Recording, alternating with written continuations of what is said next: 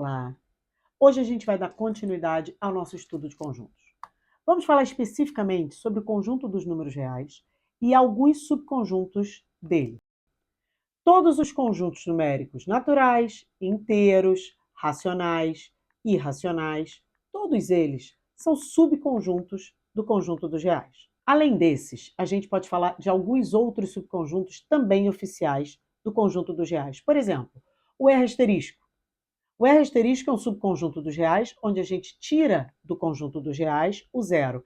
Então, são todos os números reais, com exceção do zero. O R+, é um outro subconjunto dos reais. No R+, a gente pega o conjunto dos reais e tira dele os números negativos. Não sobraram somente os positivos, sobrou zero e sobraram os positivos. Então, a gente chama dos números reais não negativos. Agora, se a gente combina os dois símbolos, o R mais asterisco, aí sim, esse é o conjunto dos números reais positivo. Então, todos esses são subconjuntos dos reais. Analogamente, eu também poderia fazer a mesma coisa usando o símbolo do menos. Então, eu poderia ter o R-, que é um conjunto formado pelos números naturais não positivos, o R- asterisco, que são os números reais negativos. Mas esses são exemplos. A gente poderia fazer infinitos subconjuntos do conjunto dos reais. Todos esses que estão na tela são exemplos de subconjuntos, mas são subconjuntos oficiais.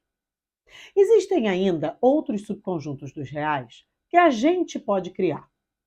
E esses subconjuntos dos reais podem ser escritos como intervalos reais. E é essa escrita de intervalos reais que eu quero abordar. É sobre isso que a gente vai conversar hoje. Eu coloquei aqui para a gente dois conjuntos, o conjunto A e o conjunto B. Primeiro eu quero saber se está tudo bem para você esse tipo de escrita.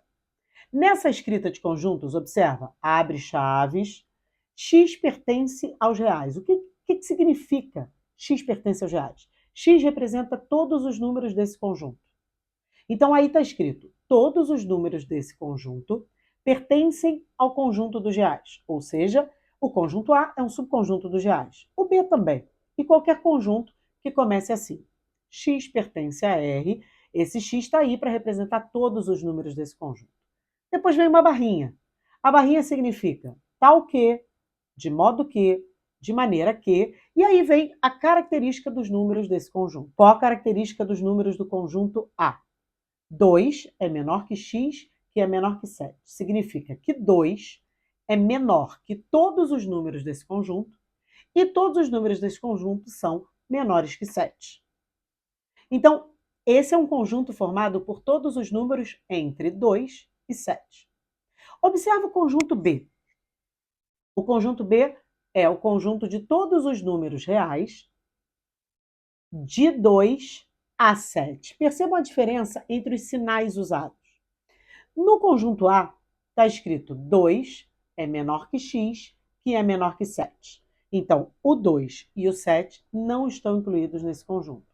Já no conjunto B, está escrito que 2 é menor ou igual a x, que é menor ou igual a 7. Ou seja, 2 é menor ou igual a todos os números desse conjunto e todos os números desse conjunto são menores ou iguais a 7. O que significa que o 2 e o 7 estão incluídos nesse conjunto. Então, o primeiro conjunto, conjunto A, envolve todos os números reais entre 2 e 7. O conjunto B envolve todos os números reais de 2 a 7. Percebeu a diferença? Cuidado que eu estou falando de números reais.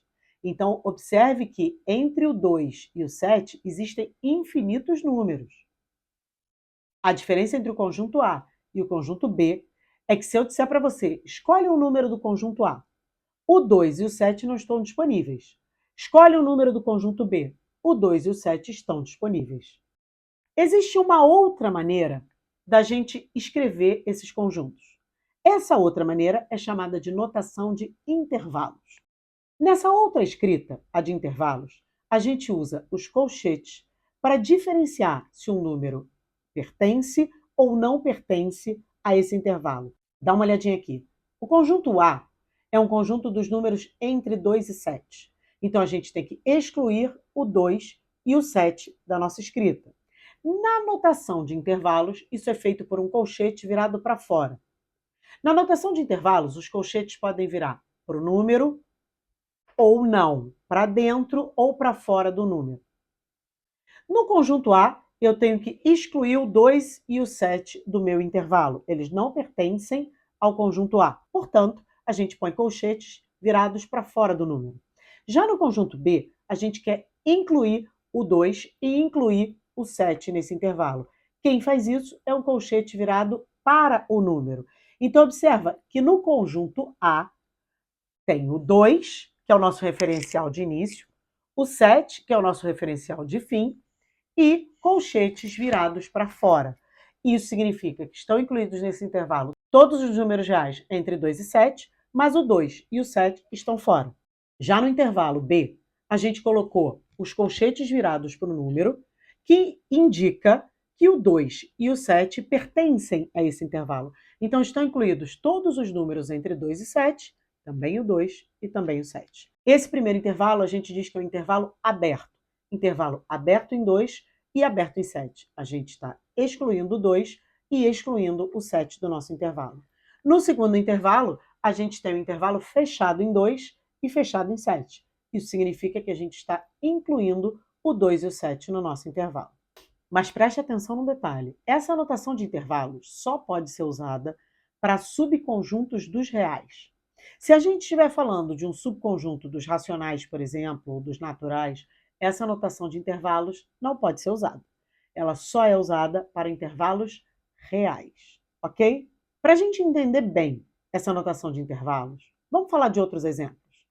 Tem aqui na sua tela agora um novo conjunto A, x pertence a R, tal que menos meio é menor que x, que é menor ou igual a 7/8, o que significa que o menos meio não está incluído, mas o 7/8 está.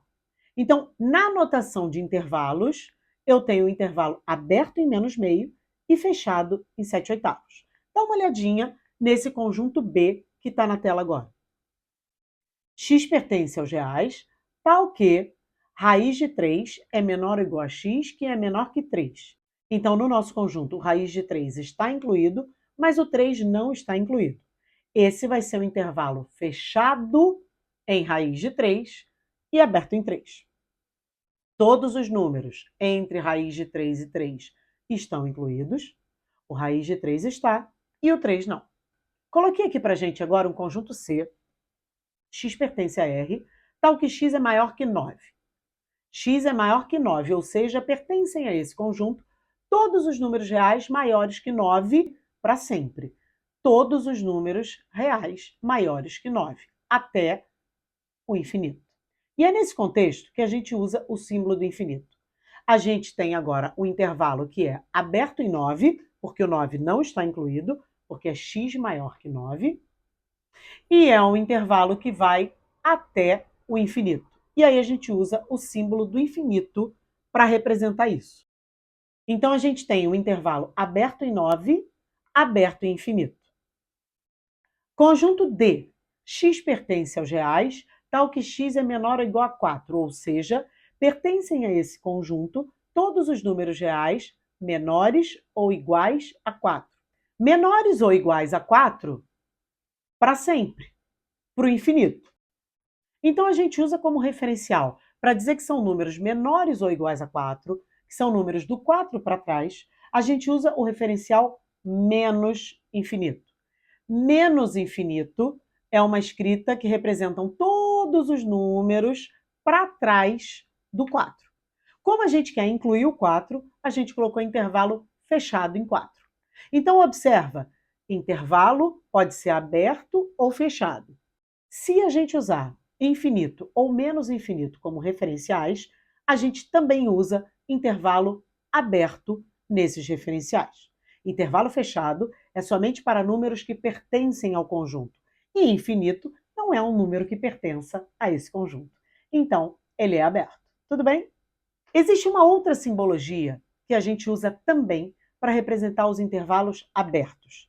Intervalos abertos podem ser colchete virado para fora do número ou podem ser representados por parênteses. Então, o nosso intervalo A, por exemplo, que era aberto em menos meio e fechado em 7/8, eu posso representar com parênteses no menos meio e colchete no 7/8, intervalo aberto de um lado e fechado do outro. Assim como quando é infinito também. Infinito ou menos infinito, a gente também pode usar parênteses para representar o intervalo aberto. Os intervalos reais representam conjuntos que têm infinitos números.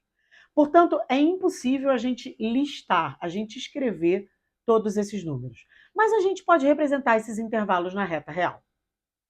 E aí, eu queria que a gente observasse bastante alguns detalhes. Eu coloquei aqui 4 intervalos muito parecidos. Em todos esses intervalos, a gente tem os números entre 1 e 5, sendo que o que varia de um para o outro é que, às vezes, o 1 e o 5 estão incluídos e, às vezes, não estão.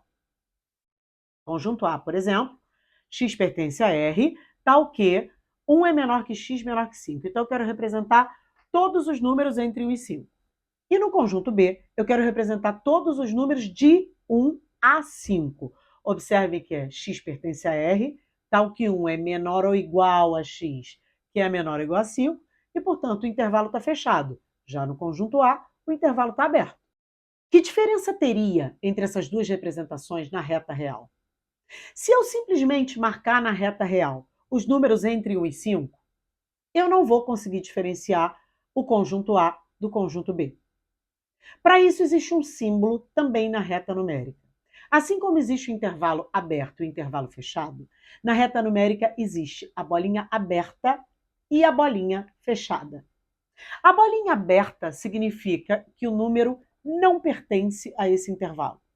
A bolinha fechada significa que o número pertence a esse intervalo. O conjunto C que está na tela é um conjunto no qual o 1 não está incluído, mas o 5 está. Então, o nosso intervalo é aberto em 1 e fechado em 5. Portanto, na reta, a nossa bolinha é aberta em 1 e fechada em 5, que é para representar o intervalo ao qual o 1 não pertence, mas o 5 pertence. Da mesma forma, o conjunto D, x pertence a R, tal que 1 é menor ou igual a x, que é menor que 5, o intervalo é fechado em 1, aberto em 5, a bolinha é fechada em 1 e aberta em 5. Observa novamente e bem atentamente o exemplo C que a gente fez. Nesse exemplo C, a gente tem 1 menor que x, menor ou igual a 5. No 1, não tem o sinal de igual. Quando a gente escreveu o intervalo estava aberto. Quando a gente representou na reta, a bolinha estava aberta. Já no 5, x é menor ou igual a 5 no conjunto, o intervalo ficou fechado e a bolinha ficou fechada. Então, essa é a representação nos 3 tipos de escrita. Se na escrita de conjuntos não tem o sinal de igual, na escrita de intervalos o intervalo está aberto, na reta a bolinha está aberta.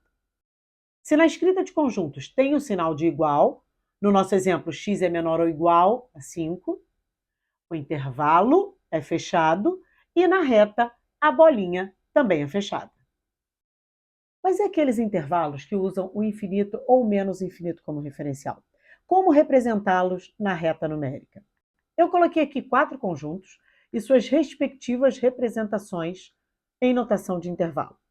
Quando a gente for representar esses 4 intervalos na reta numérica, a gente vai colocar uma bolinha em uma das extremidades da nossa representação e na outra extremidade, aquela que é representada pelo infinito ou pelo menos infinito, a gente não coloca bolinha nenhuma. Então, o primeiro intervalo, de menos infinito a 2 aberto, a gente marca todos os números reais antes do 2 e a bolinha aberta no 2. Dá uma olhadinha no próximo. X menor ou igual a 2. A gente marca todos os números menores que 2 e bolinha fechada no 2. Quando a gente não põe uma bolinha na outra extremidade, já fica subentendido que é um intervalo que vai para o infinito ou para o menos infinito.